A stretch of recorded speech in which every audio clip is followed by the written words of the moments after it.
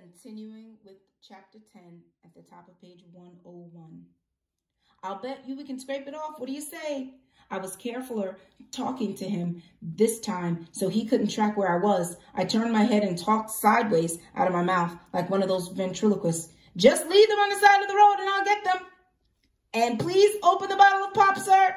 I don't have a bottle key on me. He squatted down again and said, oh, no, can't do that.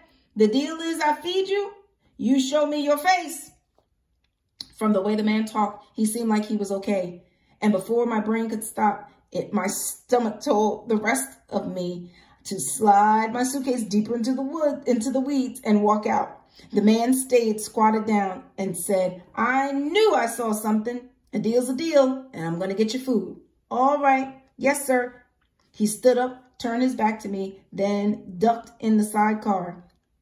A second later, he came back with a brown paper bag and a big bottle of red pop. Here it is. He stood there acting like he was going to have to come over to me and get it. Could you put them down and I'll eat them when you can keep driving, sir? He laughed again.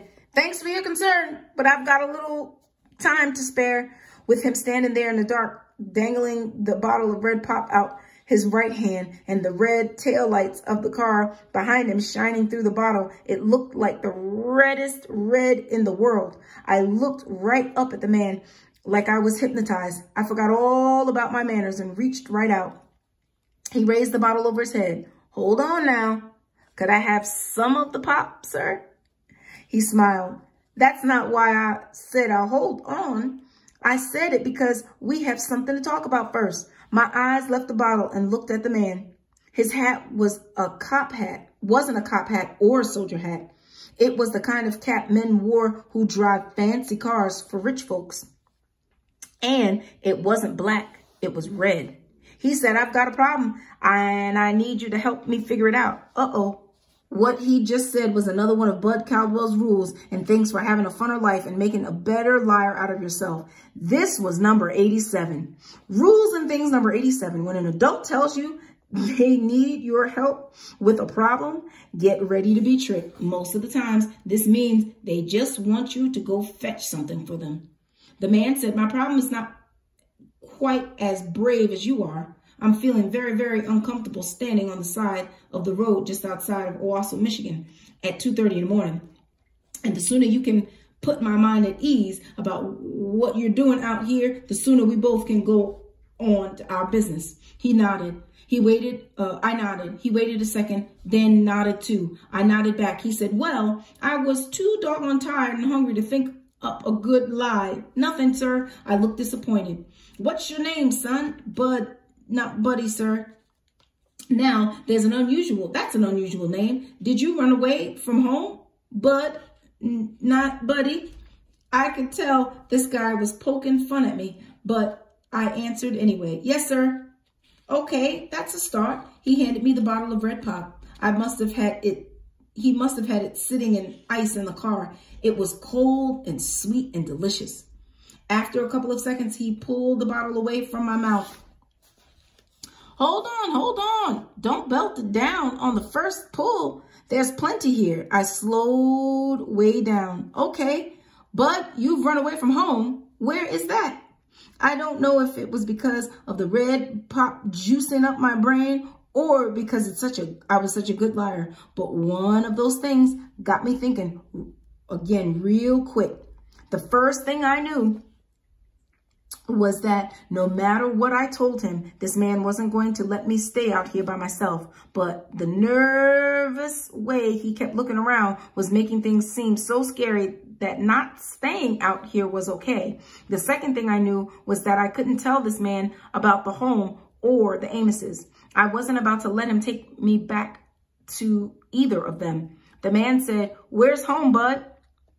Then another jolt of red pop must have pumped through my heart because my brain came up with a perfect lie. I ran away from the Grand Rapids, sir. See how perfect the lie was? Maybe this guy would feel sorry for me and put me on a bus to Grand Rapids and I wouldn't have to do more doggone walking. He must have some money. Anyone driving a car like this would have to be rich or at least know somebody who was rich. The man scratched his head and his hat said, Grand Rapids. He said that like it was the most unbelievable thing in the world. Like you'd need to put 6 exclamation points after it. Something about the way he said it made me nervous, but I answered him, yes, sir. That's the bad thing about lying. Once you say one, you usually got to stick with it. Well, I'll be, the man said. That's where I'm from. I left there not an hour and a half ago. He snatched a bottle out of my hand, grabbed my arm, walked me over to the passenger side of the car, and started to open the door.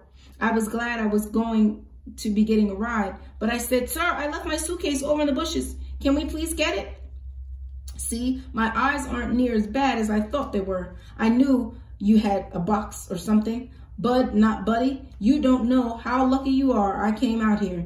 Some of those Owasso folks used to have a sign hanging along here that said, and I'm going to clean up the language for you. It said, to our Negro friends who are passing through, kindly don't let the sun set on your rear end in Owasso. He must not have trusted me because he kept hold of my arm. We went over to the bushes and I grabbed my suitcase. Then we walked back to the car. Then when he opened the passenger side door, I could see that there was a big box sitting on the front seat. The man never let go of my arm and wrestled the box over into the back seat.